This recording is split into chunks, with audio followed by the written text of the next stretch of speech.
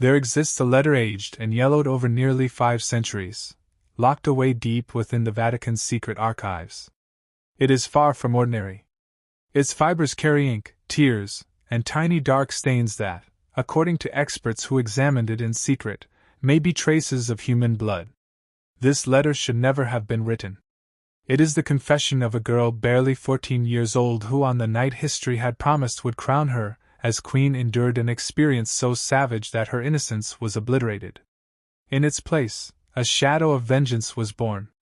Its author was Catherine de' Medici, a young Florentine sent to France as a pawn in a high-stakes game between kingdoms and popes, believing her marriage would open doors to prestige and power. But the bridal chamber held neither love nor ceremony, only a calculated spectacle of degradation. That night, her body was harmed. But what truly suffered was her dignity. Amid hushed laughter and cruel whispers, Catherine felt an invisible thread snapping within her, a link to the innocence of her childhood. When it broke, it left only a tight, unyielding knot of resentment. Records uncovered centuries later reveal that 23 high-ranking nobles observed the night's events from hidden passages. They watched, enthralled by the macabre, unaware that each of them would eventually pay for their morbid curiosity. One by one, the witnesses would die, poisoned by the woman whose tears of blood they had watched flow. Catherine maintained a secret diary, listing each name with meticulous notes on the date, method, and last breaths of each life taken. That wedding night didn't just make her a wife. It forged a strategist of revenge, capable of converting trauma into a weapon of lethal precision. As you listen, a chill may creep down your spine and curiosity stir. A feeling shared by only 1 in 1,000 who dare continue. The others prefer to cling to the official story. To understand the full scope of her tragedy, we must return to October 25, 1533. The palace of Marseilles sparkled with royal splendor. Outside, music, wine, and celebrations welcomed the union of France and the powerful Medici family. Inside, however, a darker scene was unfolding in secret, one emitted from official chronicles. Documents uncovered centuries later in the Vatican archives reveal a hidden custom known as the purification ceremony. This medieval practice applied only to foreign brides was said to cleanse them of impurities deemed foreign to royal blood. Passed down orally among the oldest nobles, it existed only as whispered tradition, never written in registers. Catherine, just 14, walked the stone corridors that night, torchlight flickering over the tapestries. Her silk-gloved hands sweated, and though she held the serene composure taught at St. Lucy's convent, a subtle trembling betrayed her. She believed she would experience the first intimate moments of marriage like any noble wife, but instead she was about to face a ritual designed to break her entirely. Henry of Orleans, barely 15, awaited her in the bridal chamber. Physically robust but mentally pliable, he was under the complete sway of Diane Didier, his 34-year-old lover. Diana orchestrated every gesture and word of the night, ensuring Catherine's humiliation was absolute. 23 nobles gathered to witness the scene, peering through hidden slits, eyes glinting with morbid anticipation. Some sipped wine slowly, others bet on how long the young Italian would endure. They weren't mere spectators. They were participants in a cruel tradition repeated secretly for generations. What followed defied imagination.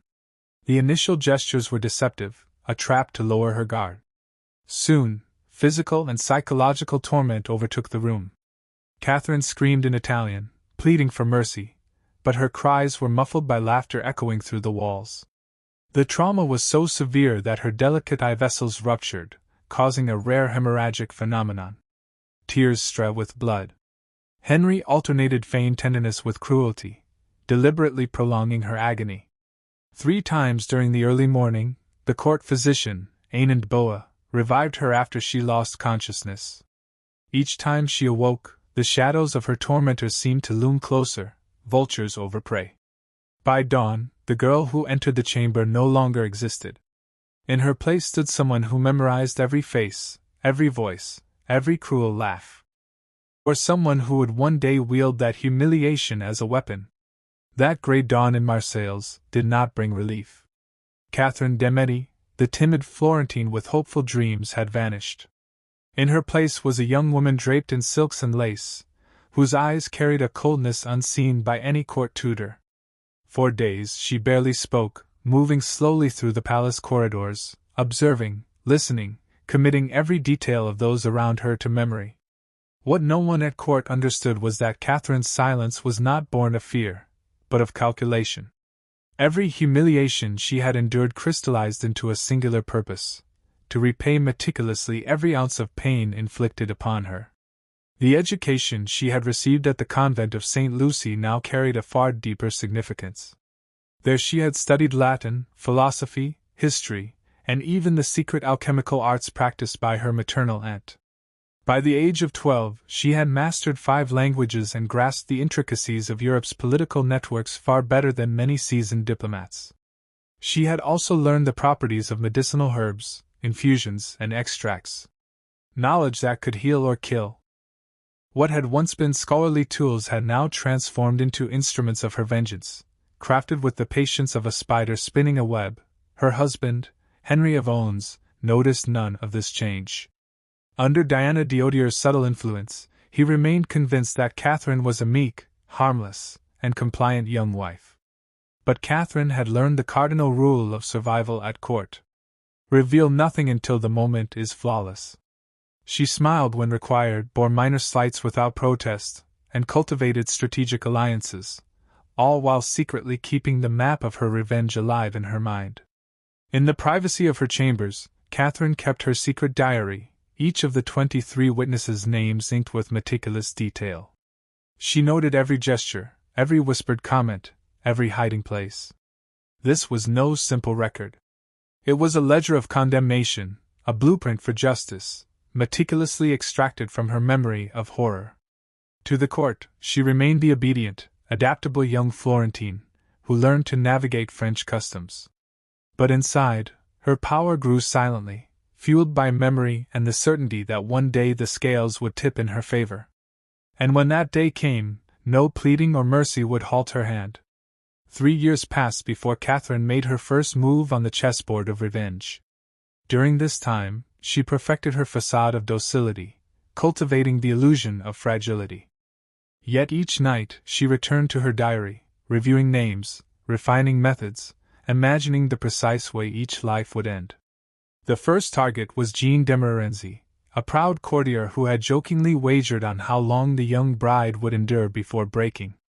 Catherine remembered his cruel eyes, the way he sipped wine while watching her torment.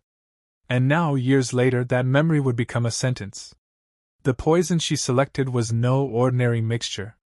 Hidden in one of the palace's little-used chambers, a room officially reserved for medicinal herbs, she had developed a potent blend of hemlock and mercury perfected over months. Its effects were horrifyingly precise. Violent convulsions, pink foam at the mouth, and hours of agonizing suffering. The punishment mirrored the pain she had endured. Every symptom a reflection of her own trauma. Jean de Montmorency was found dead on a cold winter morning, and the court whispered of food poisoning. Only Catherine knew the truth. A small vial of dark red liquid, accompanied by a brief note reminding him of the night he had witnessed, had been the silent messenger of justice. Disc pattern became her signature. One by one, the witnesses fell, each selected with surgical precision. Yet suspicion never fell upon Catherine. Rumors swirled of an invisible hand orchestrating deaths within the court. But no one guessed that the shadow belonged to the seemingly fragile queen, quietly weaving her web of death while maintaining her public composure. Each act of vengeance was more than mere killing. It was poetic justice, a meticulous recreation of her suffering piece by piece until she reclaimed every fragment of her dignity. Among all the names in her diary, one stood apart. Diane Didier. Diane was not merely a witness, but the mastermind behind Catherine's degradation. She had designed the ritual, trained Henry to enact every gesture with cruel precision, and controlled the young prince's decisions with an iron hand. Overthrowing her would require the patience and cunning of a master strategist. Catherine's approach was subtle, almost imperceptible, a slow, invisible poisoning that would remain undetected while eroding her adversary's strength over months. Small doses of toxins were introduced into Diane's food and drink, minute enough to raise no suspicion. Day by day, Diane felt her vitality knee, her reflexes dull, her memory slip. Meanwhile, Catherine attended every banquet, maintaining a courteous smile as she observed the decline of the woman who had orchestrated her suffering. It became a silent duel, a test of endurance, in which Catherine dictated every move, unseen yet in complete control. To the outside world, Diane remained radiant, the king's favorite, unaware that her brilliance was dimming under a carefully calculated hand. Decades passed and at last Diane Didier succumbed at age 66 after drinking wine offered by Catherine herself. For the time, rudimentary autopsy revealed a slow deterioration of internal organs, a subtle signature of prolonged poisoning. Catherine had replicated in Diane the drawn-out suffering she herself had endured multiplied over years, achieving not merely death but vengeance in its most exquisite patient form. Meanwhile, the rest of her list dwindled. Courtiers who had mocked her endurance, women who had scorned her with venomous words, all received the same dark message, a small glass vial of red liquid accompanied by a note. It was Catherine's unmistakable mark, a symbol that she either forgot nor forgave. Rumors began to swirl through the palace corridors.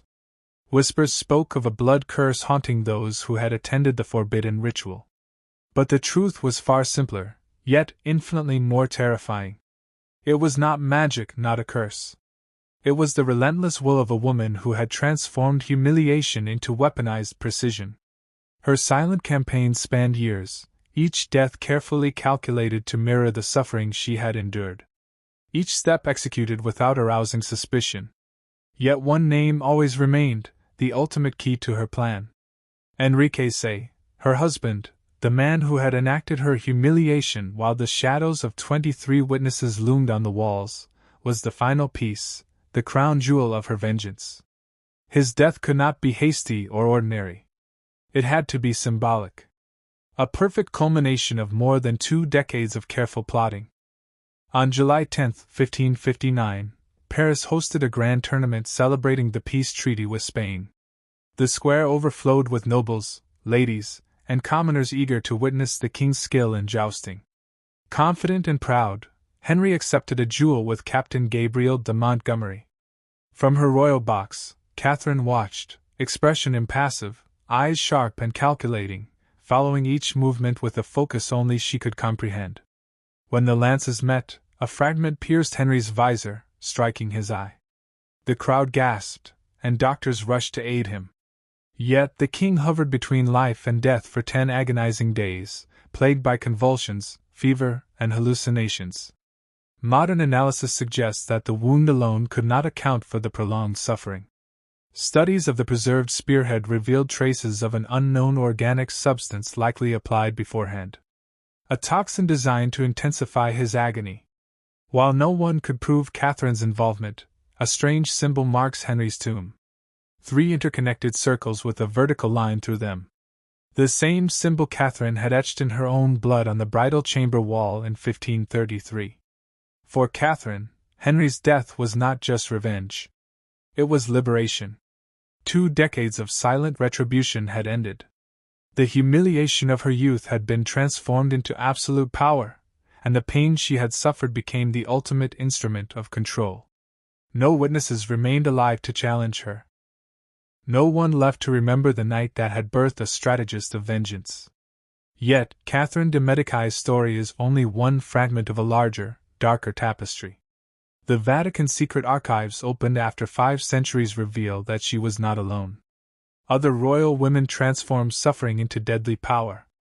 The lost diaries of Mary Tudor, known as Bloody Mary, hint at secret rituals and torture practices so refined that public executions appeared merciful by comparison.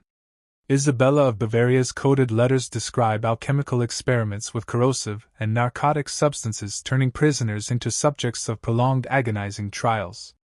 And even Reshabura, long famed as a master of poison, left behind formulas of such sophistication that modern science struggles to replicate them. Substances capable of mimicking disease, producing death so subtle even experienced physicians failed to detect the cause. Each of these women, like Catherine, had been shaped by betrayal, pain, or abuse, and each responded with calculated, often lethal precision. History may have attempted to erase their traces, but their actions are preserved in the hidden corners of European archives, waiting for the bold or the curious to bring them to light. What we shared here is only a glimpse of the secrets hidden behind the velvet drapes and stone walls of medieval royalty. Some truths once uncovered can never be forgotten. Others might be better left buried. Now the question lies with you. Which queen, which historical figure should we investigate next? Your choice will decide which forbidden secret we reveal in the upcoming episode. Because if Catherine's story chilled you, what comes next will make her tale seem like a simple children's story.